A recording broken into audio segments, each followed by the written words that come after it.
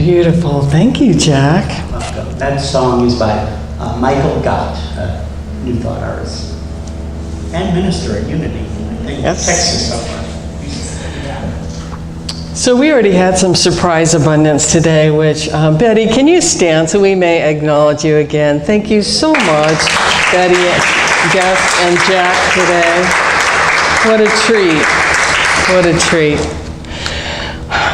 So it's good to be back. I got to be in the National Forest for a week, and I rode a bike around Yosemite. And that saying, it's like riding a bike, is really true. I haven't been on a bike in 15 years. It was such bliss. It was so delightful. So it's great to be back, too, with familiar faces and new faces and faces we haven't seen in a while. How blessed we are to gather together. And so if you're new here, if this is your first time, we especially welcome you and thank you for keeping your divine appointment today. And we are so glad that you're here. And if you have any questions, feel free to ask me or any of our volunteers or board members, if you could raise your hand so people can find you afterwards. We'd love to get to know you better. Okay, so like riding a bike, I'm wired up here with a couple of microphones, and I have this too, so let's see how we do today. Ah, yes, there's the title.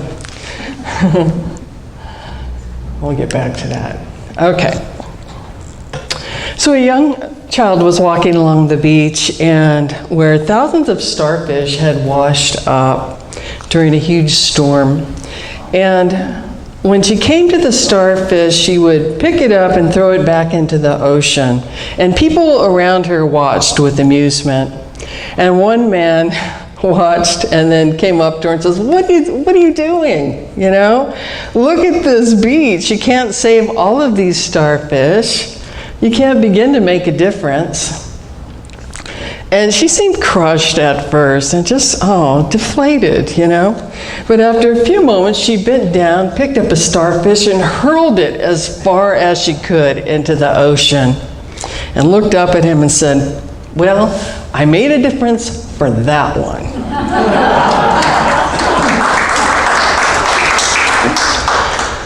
But it gets even better. The man looked at her and just kind of stopped for a minute, and then he joined her, picking up the starfish and putting them back in the ocean. And then others joined in. And as the story goes, all the starfish were saved. Isn't that a great story? And to me, it's a reminder of the role we each play in creating miracles, in miracle creation, not only for ourselves, but for each other, And for people, we don't even know how it ripples out in goodness, but it does.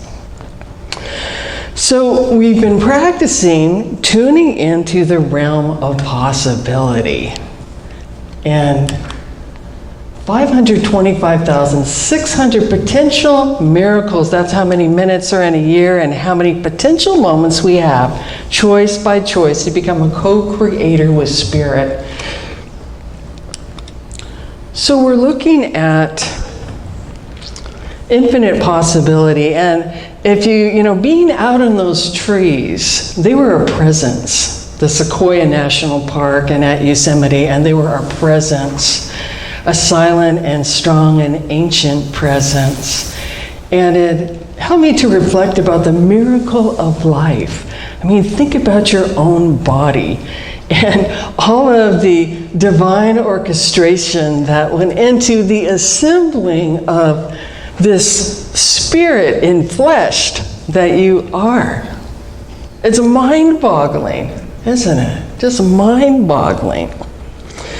So to remember, we come here to remember who and what we are as beloved creations of a loving Creator, and to remember that you are an unrepeatable divine expression of God with gifts that only you can bring.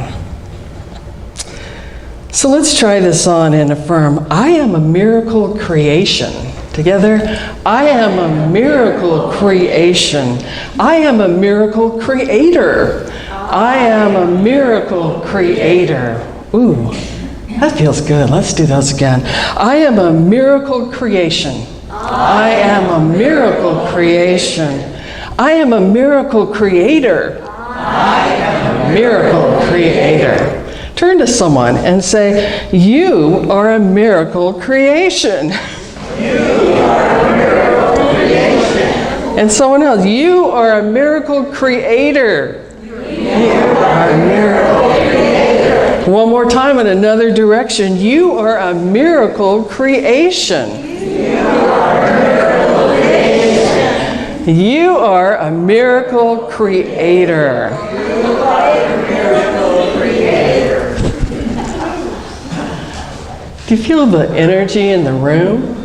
Just possibilities like effervescent, like 7-Up bubbles, just woo, alive. So what will we create with Spirit today?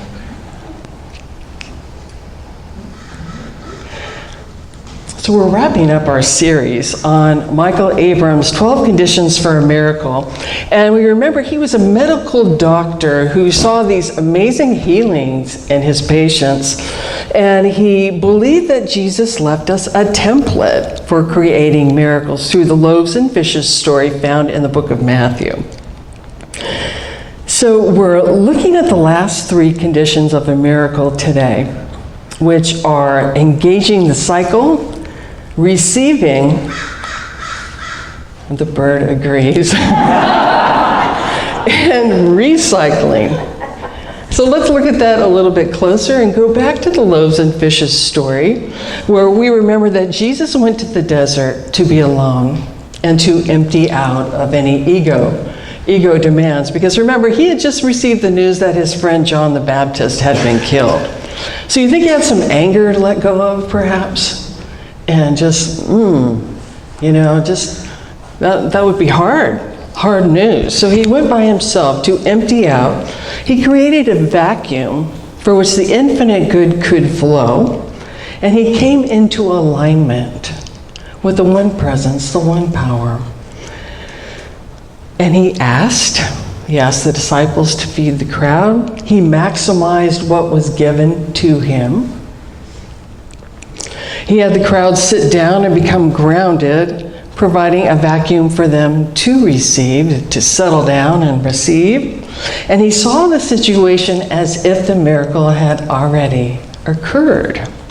He gave gratitude and acted as if there was already enough food. And until now, Jesus had been the only one drawing on the infinite. Because remember, the disciples said, oh no, we don't have enough. We can't do that. But things are about to shift. Because when he blesses, breaks the loaves, he gives them to the disciples, and now they go out and distribute the food to the people. And so this condition of a miracle, we see Jesus engaging the cycle, getting others involved, giving and giving others, and getting others involved. So people naturally like to help. Have you noticed that? They naturally like to help. And what shuts that down? Fear, maybe fear of lack, fear of not enough. But I feel deeply that people naturally like to help. Naturally. So how many of you have been involved in engaging the cycle where you have given and then others were like, oh, I can do that too, and more started to give? Even that? Or you've seen someone give and you thought, I can do something, and you get in. And what a great feeling that is, right? And I'm thinking of the Dennis Smith and the eyeglasses recycle, getting people to donate their used eyeglasses, right, Dennis? And those go out to people who need glasses. So I was memory came to me today, this morning actually, in prayer to share about this engaging the cycle. And it happened a few years ago when I was in a personal development group, and we met one Sunday. And our assignment, we were all put into groups of 4 or 5, and our assignment was to go out into Sacramento, into the city, and get a turkey dinner with all the trimmings and give it away. And we had 3 hours to do it, and the only point was no one could pay for it. So, our little team, we kind of looked at each other like, oh, how is this ever going to happen? Come on, you know. And the introverts, myself included, were just kind of trembling, going, oh my gosh, how's this going to work? We have to ask people for food. So we went out. And we decided we would rotate, you know, who would ask, but we would all go. So we went into this diner and explained, you know, what our mission was to get this hot food and give it away to someone. And the manager gave us 2 chicken dinners. Okay, it wasn't turkey, but it was close. 2 chicken dinners with mashed potatoes, vegetables, and so we had that. And so we were going along saying, okay, what else? So we go into this pizza place and talk to the manager and explain it. He gives us salad. We're like, oh, okay, good, let's see. We still have some time. What else can we, you know, inspire people to give? So we went into an ice cream place, and that would have melted, I think, in our little trip, but he gave us some cookies for dessert. And there was a flower place next door, and so we said, wouldn't that be nice to get some flowers? So we got some flowers. So we had all this food, flowers, and now our challenge was to give it away. Where, who, how? Would they think we were crazy? This car full of people. So we went to this part of town where we thought we might find somebody with that need. And it was a Sunday, so not many people were out. But we kept driving around, looking at the clock, going, you know, we need to give this food away. And so we turned the corner, we came upon this older woman holding the hand of a little child walking. And we pulled up and said, well, do you know anyone who would like this food? We have this wonderful hot meal that's been donated from the restaurant and some other things. Do you know anybody who would like to receive that? And she said, I would. And I live 4 houses down. So we followed her down to her house. And she was in tears by the time she got to her front door. She said, I had just come from church and I was praying for a blessing. And you show up. She was so grateful. And we were her answered prayer. And as she had us load the bags onto her kitchen table, I noticed a picture of a girl in a cheerleading outfit, and I said, oh, is that your daughter? She says, that's my granddaughter, Raina. She was a grandmother who was raising grandchildren. I said, is that the Raina who used to go to the school I used to work at as a daycare? She said, yes. I said, I'm Miss Robyn. 10 years earlier, I had been caring for her granddaughter. When you say yes to Spirit, you don't know what's going to show up. More than you can even imagine. It's that energy of love. Yes, we gave food. We gave joy. But that heart connection and knowing someone cares too. So I was so happy to connect with the grandma and see that Raina was doing just fine. She was one of the kids I was kind of concerned about back then, you know, at-risk kid. But she was doing just fine. So it was a blessing for me to give that day too. So we had some practice in engaging the cycle, inspiring other people to give how they could give. You know, we couldn't get the turkey dinner, but hey, we had the chicken. We couldn't get the ice cream store was a little bit, you know, not working with the heat driving around, but hey, there were cookies, you know. So engaging the cycle can be life-changing for the giver and the receiver. So the next one, the next condition,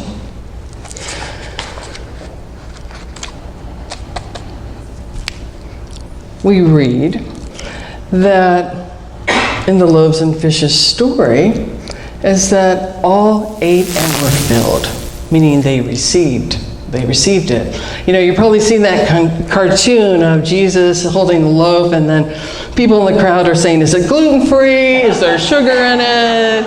I'm keto. Is it vegan? You know, none of that was going on. They just received the food and ate. So that is the 11th condition of a miracle, is receiving, allowing yourself to receive. How many of you have, you don't have to raise your hand, but you have a problem with that? You love to give, but it's hard to receive. I know some do, yeah. So this could be one of your greatest spiritual growth opportunities, is to receive. If you don't let yourself receive too much, to allow it. Might feel uncomfortable at first, but you're part of the cycle. You're part of the cycle of God's good circulating when you allow yourself to receive as well as give. So we see in the story that the crowd had become grounded and were open to receiving. So we work with that openness to and willingness to receive, so our good can flow to us. Sometimes I see it, I had a picture of like the air traffic controller in the plane circling. Lots are good. It's out there. It's just circling. We need to give it permission to land. Yes, Flight 404 of Abundance, you may land today. Thank you. And the fact that you're here today means you're open to receiving. You are open to receiving God's good today. Spiritual food, divine ideas, guidance, heart connection. And it could be in a song, it could be in someone's smile, it could be one word someone says to you today that just fits exactly. That's a key that opens your mind to a new possibility. That's what I love about spiritual community, because we're all here growing together. Spirit is in charge. Spirit is working right here, right now, to circulate the good, circulate the love. There's an old Unity song that some of you might, joy song that some of you might remember, Dare to Receive. Dare to receive, dare to believe. Good is available when we believe. And it's all about believing that it's okay to receive, that there is good to receive. And spiritual receiving helps us with physical receiving, and vice versa, too.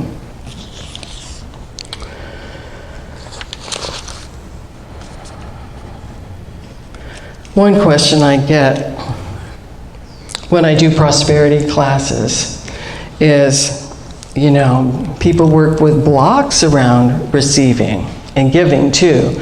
But fears can come up like, can I really have this? Do I deserve it? What if I mess it up? Or what if I push it away? Or just like, no, that's okay. I don't need anything.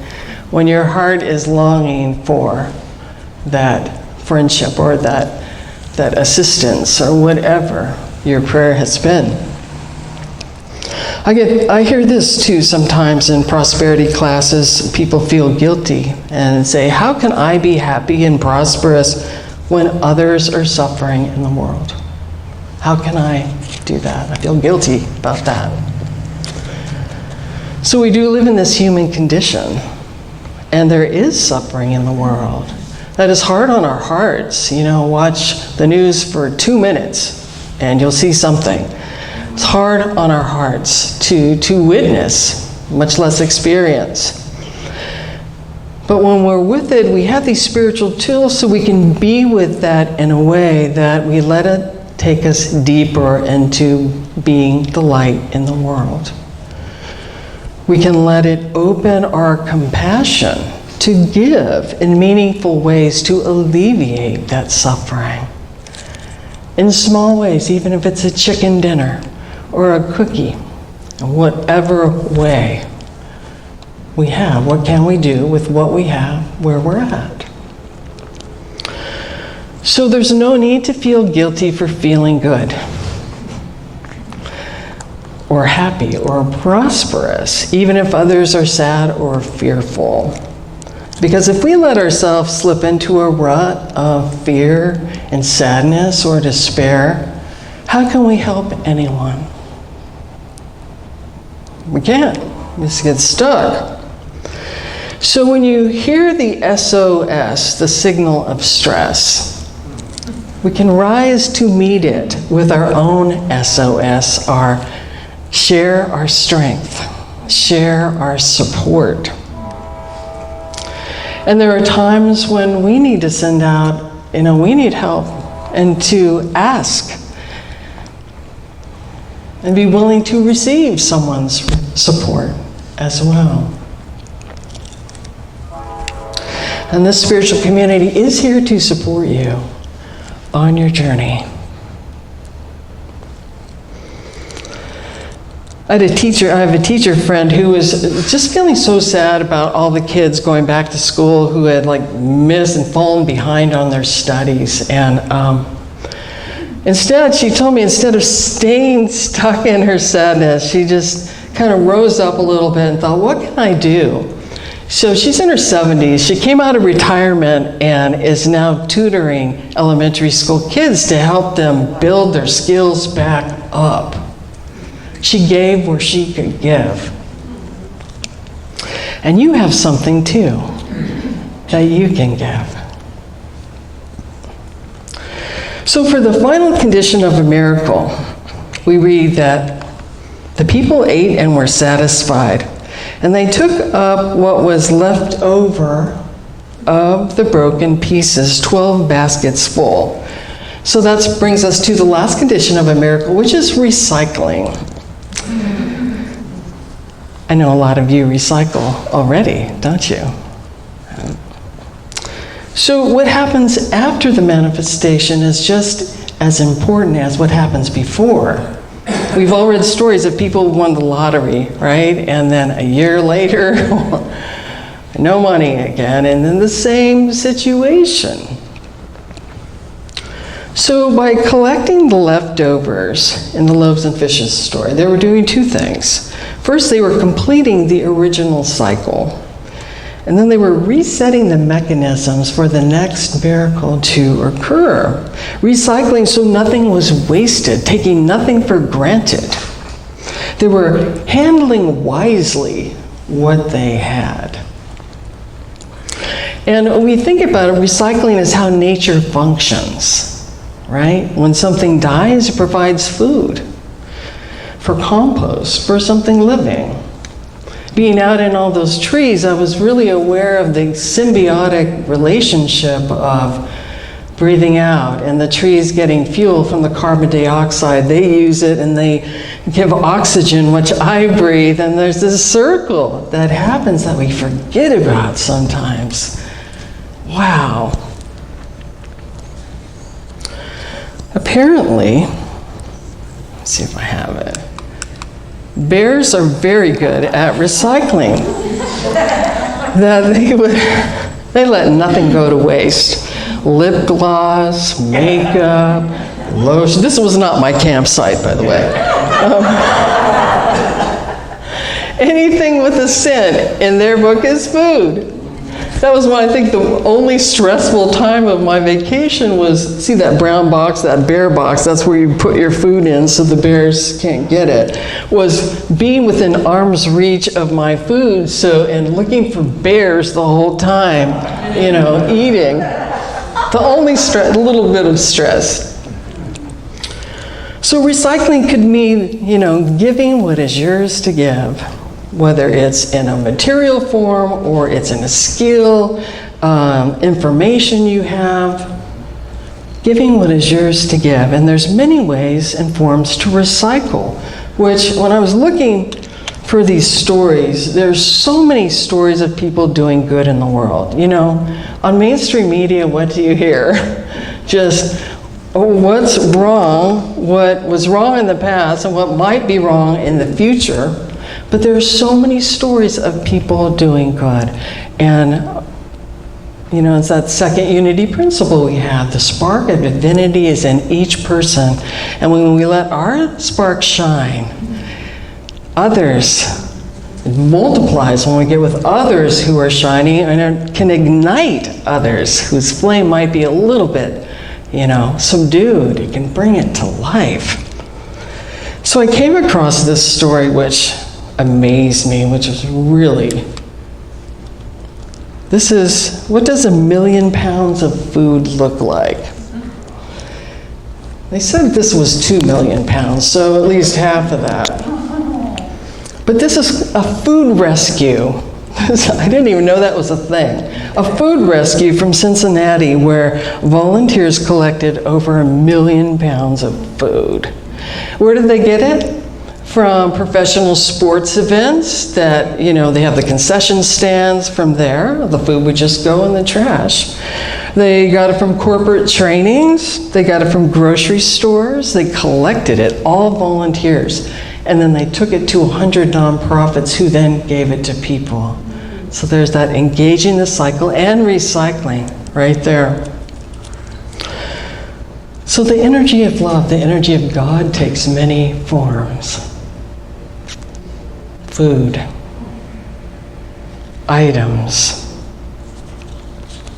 goods, services, and it flows through people. A Course in Miracles, I love this. Miracles occur naturally as expressions of love. Expressions of love. In the beginning, we talked about perhaps every miracle starts with a change of heart to a desire to be God's love in action. So what can God's love do through you today? Are you curious? So, the teacher in me has a little review for us. You can take the teacher out of the classroom. So, as I was looking at these, I thought, you already do a lot of these, right? We do the first 3 in prayer and meditation. We empty out to clear the mind, to become still and receptive in order to align with divine mind. And then we ask from that centered, prayerful place for what we want and need. We maximize, starting where we're at with what we have, and to give freely where we are guided to give. And we might be guided to give in the most unexpected places. Ground, prepared to receive. And I see this as, you know, once we start in action, the mind can get active again. So we just let those thoughts sit down, ground down, back to prayer, back to center. And the previous one, you saw it was internal. There's a lot of work we do in mind. And now there's action. And then there's some more internal work of visualizing the request already fulfilled. Gratitude, giving thanks in advance for it showing up. And acting as if, practicing the feelings. How will you feel when the miracle shows up? Practice the feeling. And then what we talked about today, engaging the cycle, inviting others to get involved in the vision. Receiving, accepting your good to keep the flow circulating, and then recycling, putting back into circulation that which is needed and useful. The story I shared with you about our group in Sacramento, did we solve the hunger problem in all of Greater Sacramento? No. But did we make a difference in one person's life? Yeah. And you can too. To be the miracle.